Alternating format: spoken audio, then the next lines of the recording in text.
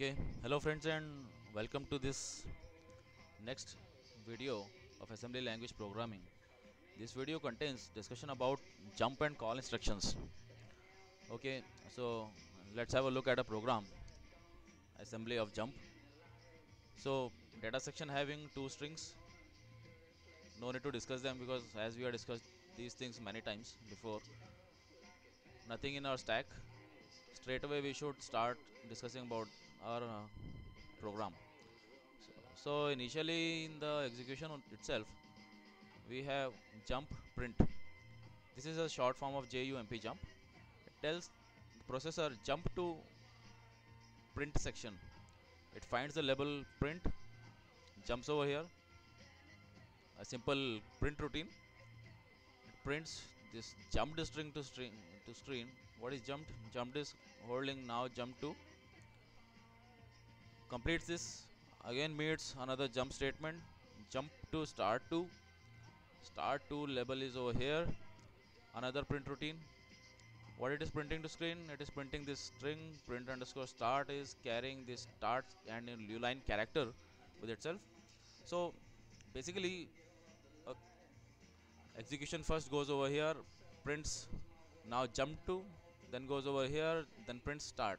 So the output should be jump to start, not jump to. Actually this should be now jump to start.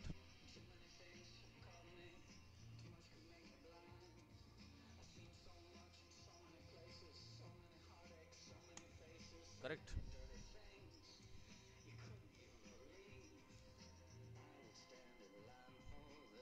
Well, after second round of execution it finds the instruction jump exit. Okay, basically I should remove this comment sign over here from, because it will create a problem, and it is for demo purposes only to keep a comment sign over here. So jump to exit searches for exit label and just simply carries out exit routine and peacefully exit the program. So let's execute it. Assemble from assembly program, then link it, create an object from object file, then run this jump instruction, jump program. Look, we have successfully printed what we wanted to. Now jump to start. Clear? So now let's make some manipulations in this program in the execution flow of these jump instructions. Okay, first of all I just wanted to, what I wanted to discuss is using jumping to some external entity in between these jump instructions. What happens is, first of all, jumping to print takes the execution over here, then jumping to start takes the execution back over here, and if you don't use jump exit over here, this execution will simply linearly follows up till here, then execute all these, then again goes back jump to start, then come back over here, again the same instructions are carried out, then again go back to start 2, then it keeps on forming a loop. So let's see what happens if you don't use jump to exit over here.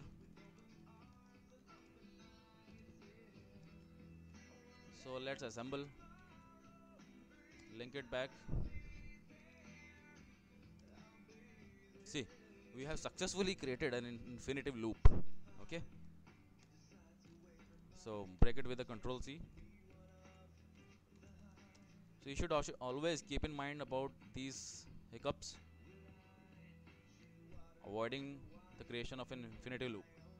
Okay, what happens if we, you can keep on playing around with these all jump instructions and manipulate them and just have a bit of good experience how these work and how can you manipulate the execution flow. Okay, if we don't use this jump to start to level over here, what happens? Let's see. assemble it, link it. Well, see, only one string has been printed to screen, and where is that start? There's no start over here. So what does this do actually? Actually, this program is now just simply jumping to print section. Again, after completion of print section, it is linearly the program execution follows and goes to exit label, and just simply carries out the exit routine and just exits peacefully. Fine. So this instruction is never executed actually, and then no need of using this jump to exit level over here because we are not creating a loop. Okay, so it is better to remove it. Shit, I just okay, all correct. So now let's go to another shell and use a program called .s to understand how the calls work. Not calling the functions, actually call in place of jump. Correct. So the same strings we are having start one, start, jumped. Actually this is somewhat different. Actually I made some changes in that program, didn't make over here. And the jump instruction is carrying now jump to. Correct. Nothing in our stack. Basically what after execution starts, we got no operations, I think 4 or 5 times, so that it is basically to resolve a bug in GDB, and it we could load the program at this breakpoint somewhere over here or somewhere here. Correct. So what we are doing initially only, we are giving a call to print it finds over here, simply prints jumped string to the screen. Jumped is now jump to, same like the previous program. Everything is almost same. As soon as it finishes the execution, in rather than the previous program where we were using jump to another section over here somewhere, call function uses something else. Call uses a return. So what does this return do actually? This return is basically returning the control of execution flow of your program back to that place from where it was called. Fine. So it is not returned back to call print, but it is returned to the next instruction, which is lying next to it, over here or here somewhere, because there is no instruction over here, so it will basically jump over here. So as soon as you call something, call some label, and give a return at the end of it, over here somewhere over here you have your return. Then as soon as this calling is finished, the return continues the execution as there was nothing in this section. Simply basically this is executed, then this is executed, then this one keeps on going. In next section, in next video, we will discuss about how these things happen in our memory using GDB. Fine. So now let's discuss what's all in the execution flow. First of all, print is printed. Now jump to string is printed to screen. It gives a return. Return goes back over here, carries out this print instruction. This uses start and a new line character, prints it onto the screen, then it calls exit.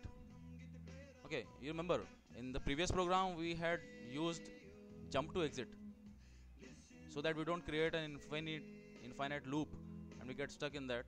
Here we, instead of jumping, we are using call exit. Exit is simply exit routine. It calls exit routine and we don't need to specify any return statement over here because the program execution was already finished. Okay, so let's run the program now.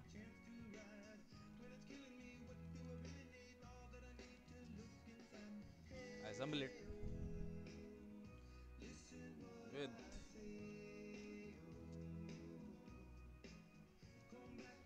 Now link it from the object file.